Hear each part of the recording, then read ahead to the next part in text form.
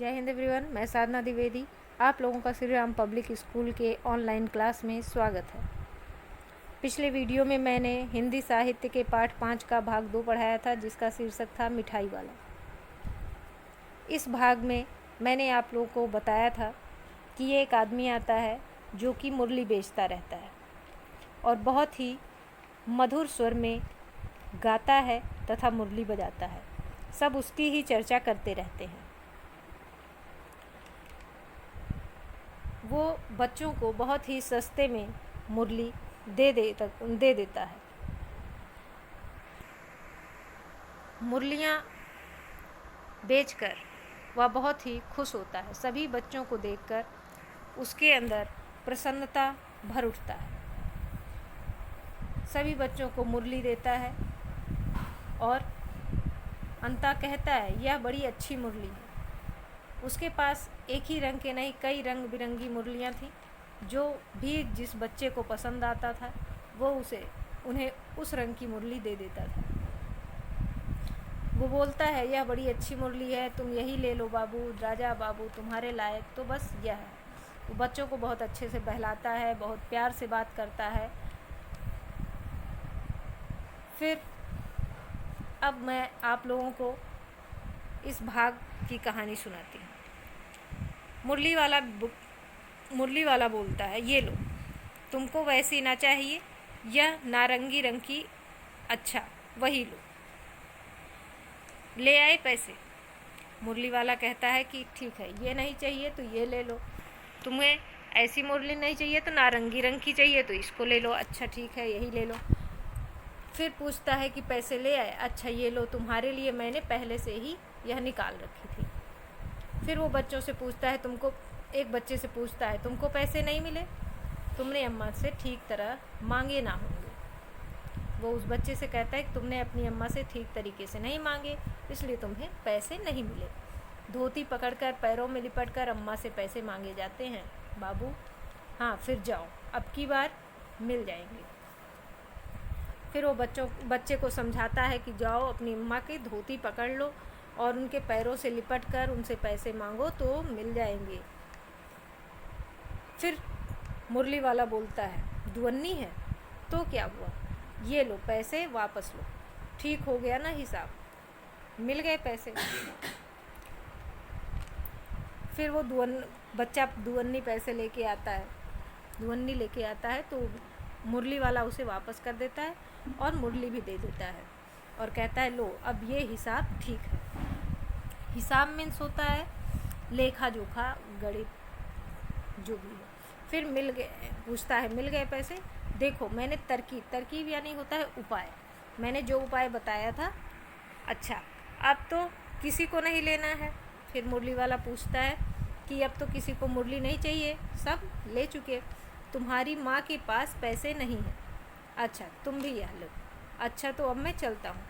एक बच्चे से वो कहता है कि तुम्हारी माँ के पास पैसे नहीं हैं, चलो कोई बात नहीं, ये लो एक मुरली तुम भी ले लो, तो अब मैं चलता हूँ। इस तरह मुरली वाला फिर आगे बढ़ गया। आज अपने मकान में बैठी हुई रोहिणी मुरली वाले की सारी बातें सुनती रही। रोहिणी जो थी यानी चुन्नू मुन्नू की माँ, वो अपने मकान में बैठी हुई मुरली वाले की सारी बातें सुन रही थी। आज भी उसने अनुभव किया, आज भी उसको एहसास हुआ, बच्चों के साथ इतने प्यार से बातें करने वाला फेरी वाला पहले कभी नहीं आया। फिर वह सौदा भी कैसा सस्ता बेचता है, भला आदमी जान पड़ता है। समय की बात है, जो बेचारा इस तरह मारा मारा फिरता है, पेट जो ना कराए सो थोड़ा।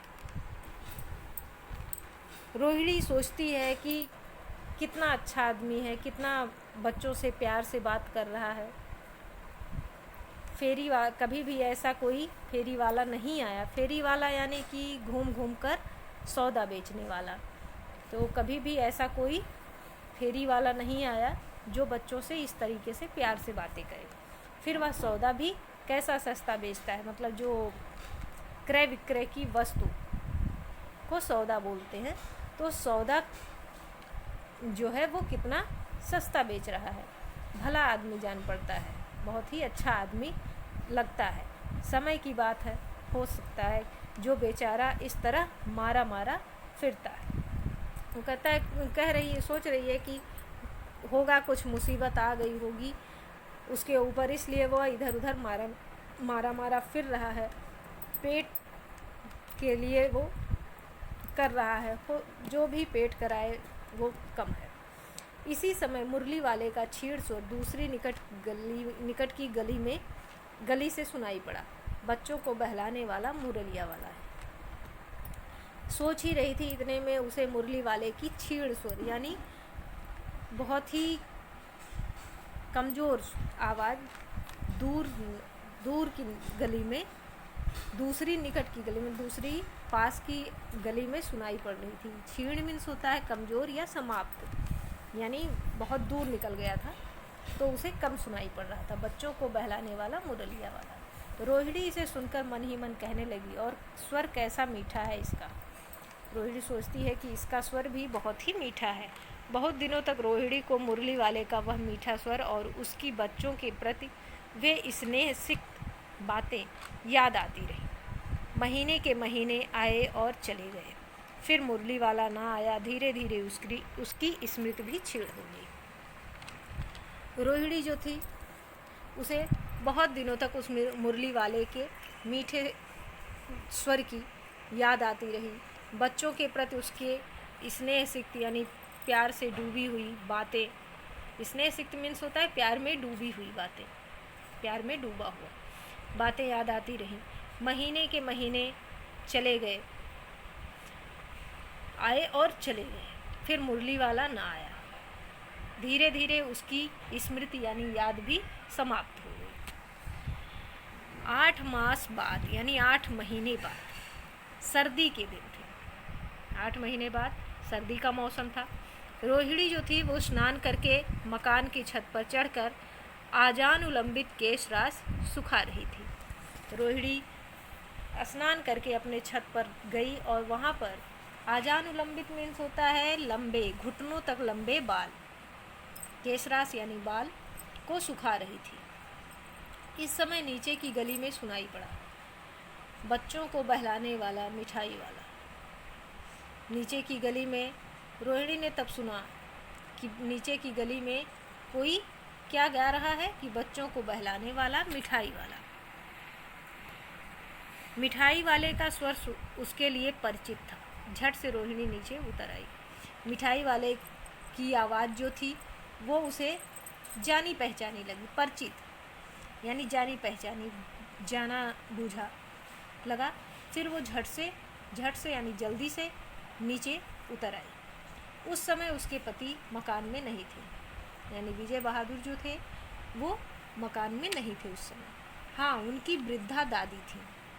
उनकी वृद्धा दादी, वृद्धा यानी बूढ़ी दादी थी। रोहिणी उनके निकट आकर बोली, दादी चुन्नू मुन्नू के लिए मिठाई लेनी है। रोहिणी उनके पास आती है और बोलती है कि दादी चुन्नू मुन्नू के लिए मिठाई लेनी है, जरा कमरे में चलकर ठहराओ, मैं उधर कैसे जाऊँ, कोई आता ना हो, जरा हटकर मैं भी चिक्की ओट में बैठी रहूँ। चिक्की ओट में यानी घूंघट में बैठी रहूँ। दादी उठकर कमरे में आकर बोली, ए मिठाई वाले इधर आना। दादी आती हैं कमरे में और बोलती हैं कि मिठाई वाले इधर आओ। मिठाई वाला निकट आ गया, बोला कितनी मिठाई दूँ माँ। मिठाई वाला पूछता है कि कितनी मिठाई दे दूँ। ये नए तरह की मिठाइयाँ हैं।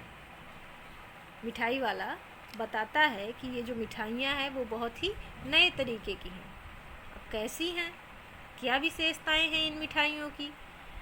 रंग बिरंगी, कुछ कुछ खट्टी, कुछ कुछ मीठी, जायकेदार, जायकेदार यानी स्वादिष्ट, स्वाद से भरा हुआ, बड़ी देर तक मुंह में टिकती हैं, यानी बहुत देर तक मुंह में रुकती हैं। टिकती हैं यानी रुकती हैं। जल्दी नहीं घुलती, घुलती यानी गलती, जल्दी नहीं गलती हैं यानी जल्दी नहीं समाप्त होती हैं। बच्चे बड़े चाव से चूसते हैं। बच्चे बड़े मन लगाकर इसको, मन से, चाव से यानी मन से, इच्छा से इसे खाते हैं, चूसते हैं। इन गुणों के सिवा ये खांसी भी दूर करती है। एक विशेषता ये भी बताई उसने मिठाई की कि ये खांसी भी दूर करती है। कितनी दूँ? चपटी, गोल, पहलदार गोलियां हैं। पैसे की 16 देता हूँ। मिठाई वाला कहता है कि ये कैसे किस आकार की हैं? चपटी हैं, गोल हैं, पहलदार हैं और पैसे में 16 देता हूँ। ठीक है, तो ये कहानी जो थी उसका आपका तीसरा पार्ट भी समाप्त हुआ। अब चौथे पार्ट में आगे की कहानी मैं बताऊंगी। अब इनसे संबंधित कुछ प्रश्न हैं जिनके उत्तर आप अपनी उत्तर पुस्तिका में लिख लीजिएगा। तो पहला प्रश्न है, मुरली वाले ने पैसा मांगने के लिए बच्चे को क्या तरकीब बताई? दूसरा प्रश्न, मुरली वाले की बातें सुनकर रोहिणी ने क्या अनुभव किया? तीसरा प्रश्न, रोहिणी को बहुत दिनों तक क्या याद आता रहा? चौथा प्रश्न, 8 महीने बाद कौन सा मौसम था? नौवां प्रश्न,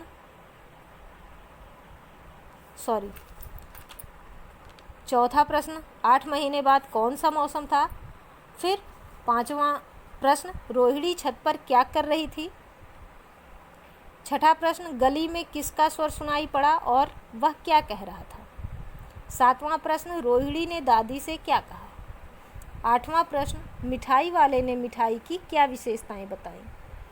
तो ये प्रश्न 8 प्रश्न हैं। इन 8 प्रश्नों के उत्तर आपको अपनी उत्तर पुस्तिका में लिखने हैं तथा साथ ही लाल रंग से रेखांकित शब्दों के अर्थ भी लिखने हैं और उन्हें याद करने हैं। धन्यवाद।